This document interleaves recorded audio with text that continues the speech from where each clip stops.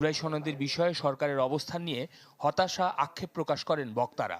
বলেন এমনটা হলে আবারও অনিশ্চয়তার মুখে পড়বে বাংলাদেশ। জুলাই সনদকে বাস্তবায়নের মধ্য দিয়ে নতুন করে সংসদীয় গণতন্ত্রের যাত্রা শুরু না করেন, তাহলে যে বিভেদটা হবে, এই বিভেদের দায় জনতার আদালতে আমরা সরকারি দলের উপর দিতে বাধ্য হব।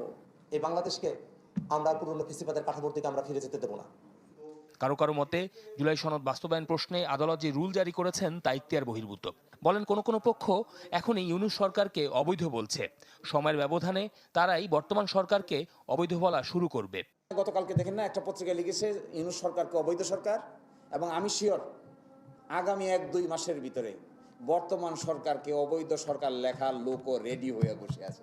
এইবার যদি এটা ফেল করে, তাইলে আসলে এই 70-71-এর মতোই আসলে আরেক রকমের, কিংবা 24-এর মতোই আরেক রকমের একটা টাইম বমকে নিয়েই কিন্তু বাংলাদেশকে এগিয়ে যেতে হবে।